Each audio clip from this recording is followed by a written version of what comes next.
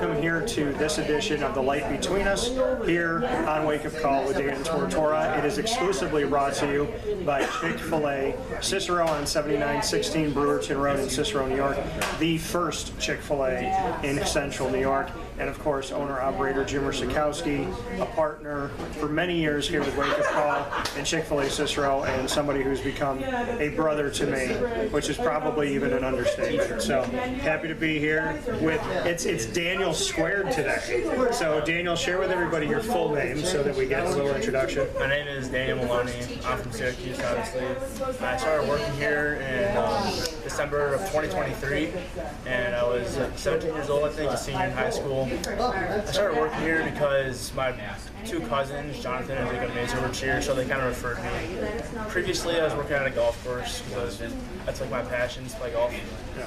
But then I realized I kind of need more reliable hours, I need more growth, I need more little expertise somewhere else to like, help me build as a person and in the job area.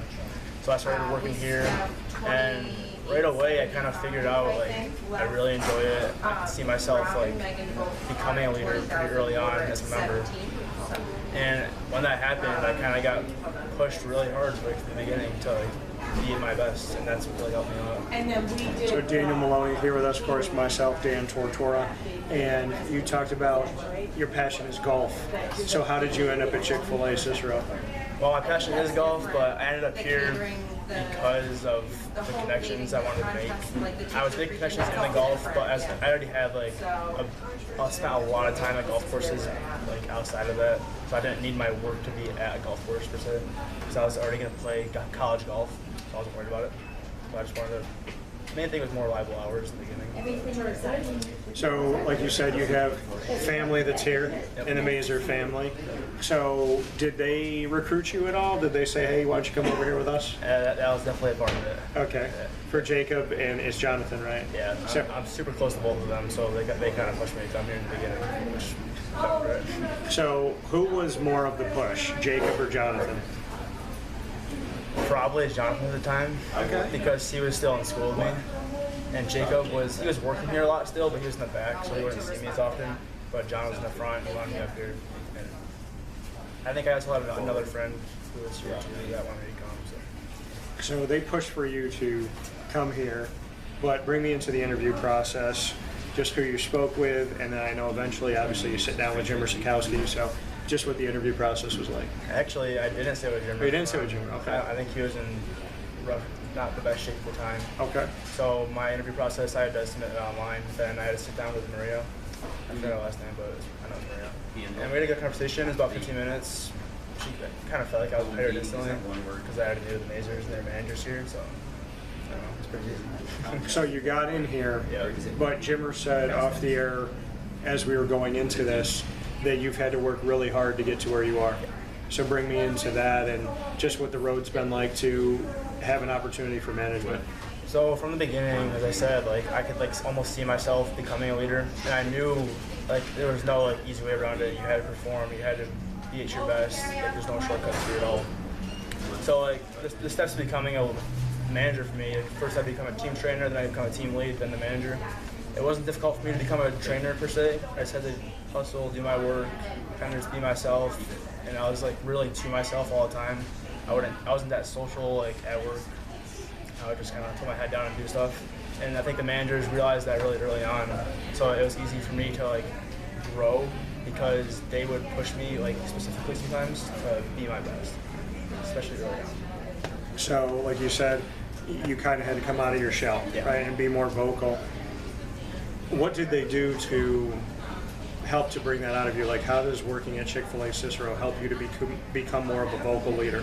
I think, especially like within just leadership specifically, like my whole life I've been a shy kid. Like I would be like a weirdo. Like I would talk to my friends, but like I just wasn't like outgoing. Yeah. And being here, like I realized if I want to be where I want to be, I gotta use my voice. I gotta be able to tell people what to do, have them encourage them, be able to coach them, do all this stuff. Or else I would just stay stagnant where I am. So specifically, Jimmer's daughter Sam, she pushed me more than anybody here by far, because she knew my potential, she knew she could get out of me, and obviously she did eventually. And once I got to that promotion of being a team lead, I really knew I needed to work on my vocal ability and mainly that, and like just like speaking up. Like when I saw something was going wrong, I had to speak up and do it because before I wouldn't. So I knew to become a manager, I had to be myself. I had to analyze the situation and just like, diagnose it and just figure it out. That's it. And you said that more than anyone, Sam helped to bring it out of you. How did Sam Szatkowski get you to be at your best? I've probably talked to Sam countless hours. Like we've had many interviews, especially from that jump from team lead to manager. Tons of interviews with her, not interviews, I mean meetings. Countless meetings with her. I would text her all the time. I'd be constantly asking for feedback from her, just how I can improve. Because in my head, I think I'm already there. I'm at the top. But no, I got this to work on, I got that to work on, I got that to work on that I can't see. So the leaders here have to bring that out of me because I can't see it myself. When they show me it the way, I figure it out and I just push as hard as I could. So, you know, from those meetings, sitting down with Sam, how did you kind of walk yourself through the process? Because, you know, they say that you can bring a horse to water, but you can't make them drink. So, as she's coaching you and helping you and wanting you to be more comfortable being vocal, how did you bring it out of yourself? Because ultimately, it's your decision. I just had to dig deep, like I can't even explain it almost, but like I just had to keep fighting, like keep my head down. Like I was very busy. I'm playing golf for the school, for college.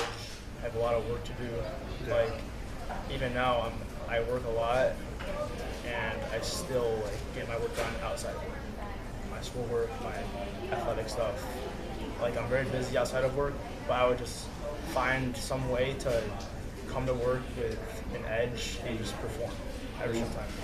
And I think that consistency and consistency and the ability to like just show up every single time. Like that really, I think, impressed her and Jimmer and like all the leadership. And to me, consistency is the most important thing you can do, especially at a job like this and in life. Like when you're consistent, you can rely on yourself. And that really helped me, like especially with golf as well. Like that's what I learned, to be consistent. If I don't practice every day, if I don't stay on that same grind, I won't move. So I brought that mindset into work, and it helped. It worked. So, from the first day that you walked into Chick-fil-A to now, how would you describe who you were versus who you are now? I'm a leader now. Like, in the beginning, as I said, I was just like kind of in my shell. I always had a good work ethic with school and high school and college now, and I brought that here. But now, like, I'm getting these opportunities, especially with Jimmer now. I'm taking this leadership course, where I'm going to be able to grow even more as a leader outside of just the shift. So it's going to be like me learning about how to lead as like even a worker outside Chick-fil-A. And I think that's going to really help me out, especially with just like having a different mindset and perspective on all the things in my life that I didn't before. And you said that you're taking this leadership class from Jimmer that's beyond what you're doing here. What do you know about the class, and why did you want to take it? So I actually didn't want to take it because I didn't know about it. I was nominated by Sam. So she had to pick somebody from our store. I don't know if I'm allowed to say this, but she had to pick somebody from our store to take the class, and she nominated me. And I talked to Jimmer. So it's still in the works right now, but he's gonna see if I made it into the program. And once he does, then I'll start working on the class. And apparently it's a new class with, I think, Remarkable Futures and Chick-fil-A. They work together to make this program. And apparently they heard really good things from corporate about it. So we'll see what happens. I'm excited for it. It's a good opportunity for me to grow as a person. So is it fair to say that working at Chick-fil-A Cicero has brought out the best version of you, so to speak? Without my mind. Like I see it in class, at school, but group projects, like when I was in the past just sit back, I'm the one taking the shit out. So, I mean, you're working in a place too that is a welcoming community. They don't hide their faith. They don't hide their belief in God. They don't hide the family values, morals, and really asking people to be kind to each other. What is it like to work within a company that doesn't hide faith and wants people to really focus on how you treat each other? I think it's really encouraging for me because I grew up in a church. I went to Brewerton Rd Academy my whole life and lived in a church along with that. So that was actually a part of the job process I forgot. I wanted somewhere where I wouldn't be like too exposed. I was already exposed at college, obviously, but like I wanted encouragement at work. I don't need like my faith lifted here, obviously. It's my workplace, but it's nice to be here and like have these values of being kind, being respectful to each other. Not swearing is one of our things we do here, so you can't swear. That's like a nice reminder for me to like hold my tongue, which is good, and like just general respect for every team member. We try to push each other to be better, and that's really helpful. Yeah, it's a unique environment. Absolutely. Right, it's not something that you see with every business. So to have a business as successful as Chick-fil-A that leans on things that you don't see in a lot of places, like what does that mean to you that it is such a successful place, but it's also a place that dares to be different? It's extremely important. I think that's a gift from God as well. I think He sees Chick-fil-A. I think He knows about it, and He really helps pursue it, because when you think of a business to not be open on Sundays, that's millions, if not billions of dollars lost. It is. There's no way around that. And for a business to say we're not going to be open for a whole day of the week because of our belief and what we have and our values, I think that's that's like huge. I think that's enough to show Chick-fil-A's faith.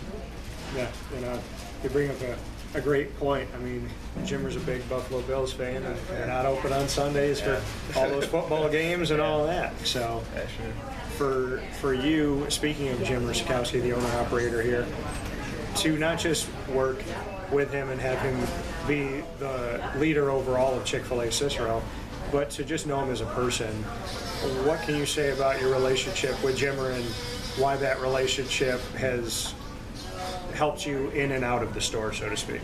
So I think towards the beginning, I wouldn't have much communication with him because of the way it started when I was here.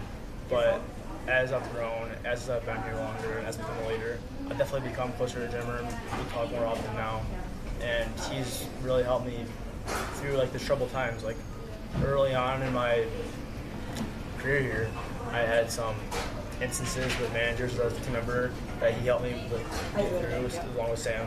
They both pushed me to like get around it, and that kind of stuff really encourages me to have the operator behind my back and stuff like that. When you go through adversity, with anything in life, adversity shows us who we are. Yeah. When things are going well, everybody can look happy, be happy, and everyone's getting along.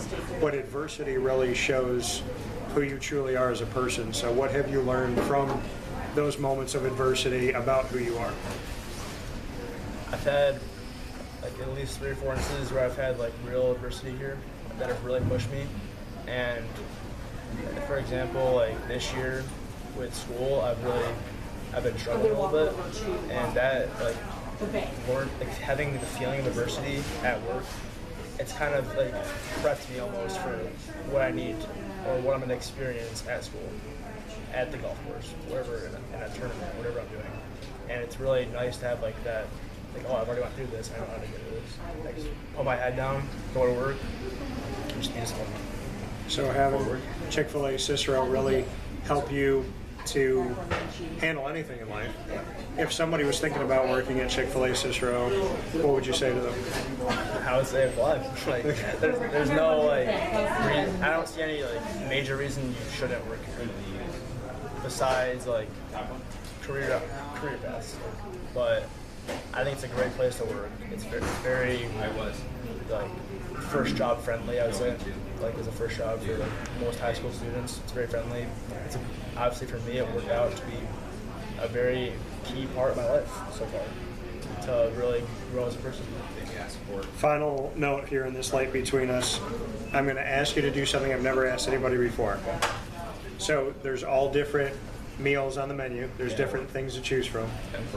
You have to turn Jonathan into a meal Jacob into a meal, and you into a meal. So what meal would be Jonathan? What meal would be Jacob? What meal would best describe you?